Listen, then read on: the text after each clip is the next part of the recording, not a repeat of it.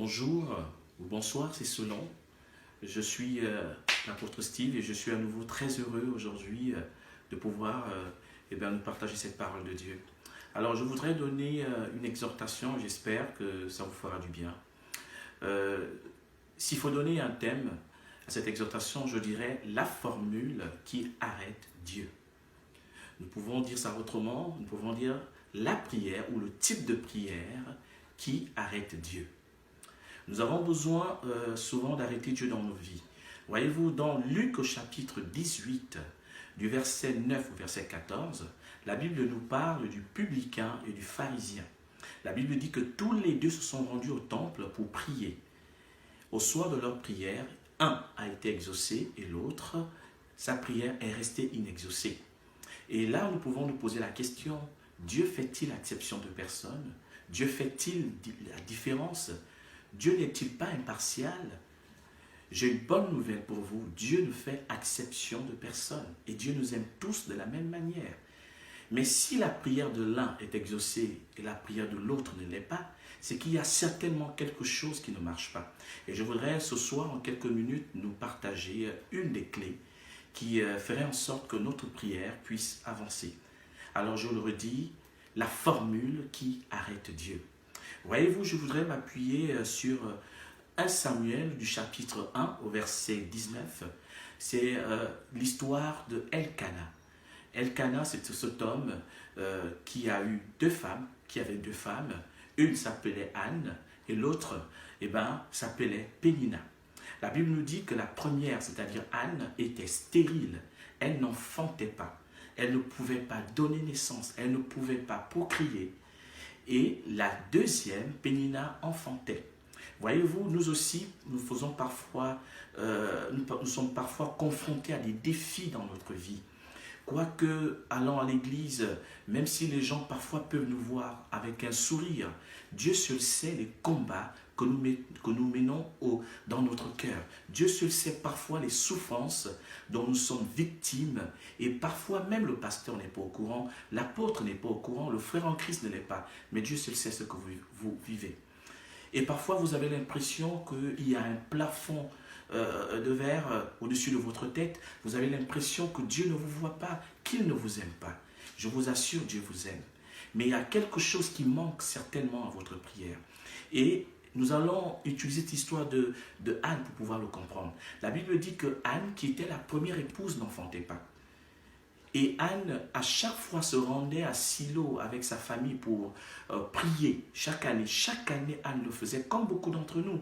Nous prions, nous passons du temps dans la présence de Dieu. Nous demandons à Dieu des choses et nous avons l'impression que ça n'avance pas. Et parfois autour de nous, et parfois c'est frustrant, nous avons autour de nous, il y a d'autres personnes qui sont arrivées après nous en Christ et on a l'impression que pour ces personnes, tout avance. Les uns se marient, font des enfants, on voit des dons se manifester dans leur vie et nous on se dit, qu'ai-je fait de si mal pour que Dieu ne m'entende pas? Il y a certainement quelque chose qui manque dans votre prière. Anne le faisait et à chaque fois que Anne se rendait à Silo pour prier, la Bible dit que Anne pleurait. Je veux d'abord vous dire une chose, les pleurs n'arrêtent pas Dieu. Anne se plaignait, les plaintes n'arrêtent pas Dieu. Et Anne parfois s'abstenait de manger et de boire. Vous voyez, toute cette attitude n'arrête pas Dieu, parce que Dieu n'est pas dans l'émotion, Dieu est dans sa volonté. Tant que Anne ne l'avait pas compris, Anne ne recevait aucun exaucement de la part de Dieu. Et quand Anne a compris cela, quand Anne a saisi la bonne formule, alors Dieu a décanté le miracle dans sa vie. La Bible dit qu'au verset 11 précisément, la Bible dit Anne a fait un vœu à Dieu. Et Anne lui a dit, si tu me donnes, je te ferai ceci. Si tu me donnes un fils, moi je te le consacrerai. Voici la formule. Si tu me fais ça, Seigneur, je te fais ça. Si tu me, je te. Si tu me, je te. Cette formule, c'est la formule qui touche le cœur de Dieu. Dieu a besoin de retrouver dans vos requêtes, dans chacune de vos requêtes, son intérêt, c'est-à-dire sa volonté. Lorsque vous demandez par exemple le mariage à Dieu, est-ce que vous lui demandez le mariage juste pour porter une alliance? Vous lui demandez le mariage juste pour être appelé Madame telle? vous lui demandez le mariage juste pour montrer à vos frères, à vos sœurs que vous aussi vous êtes mariés.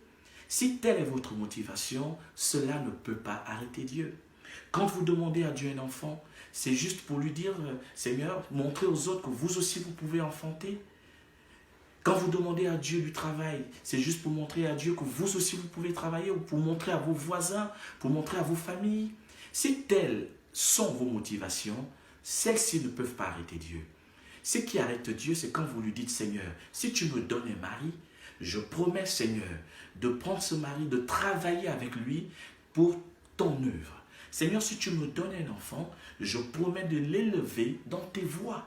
Seigneur, si tu me donnes un travail, je promets, Seigneur, par l'entremise de ce travail, Seigneur, d'investir dans ton œuvre. Seigneur, si tu me donnes la guérison, je promets de dire à tout le monde que c'est toi qui m'as guéri. Alors, si telle est ta formule, Dieu s'arrête inéluctablement dans ta vie. Et Dieu change le cours de ta vie. Dès que Anne l'a compris, Dieu a changé sa vie. Je nous exhorte à revoir nos requêtes. Je nous exhorte à revoir nos sujets de prière. Quelles sont les motivations? Pourquoi réellement nous demandons ces choses à Dieu? Est-ce pour notre simple confort? Ou alors c'est pour faire toujours la volonté de Dieu? Dans tout ce que Dieu nous donne de bien, le but c'est que nous puissions toujours le servir. Les bénédictions de Dieu ne viennent pas dans nos vies simplement pour le plaisir. Elles viennent pour augmenter notre joie et notre capacité à rendre gloire à Dieu.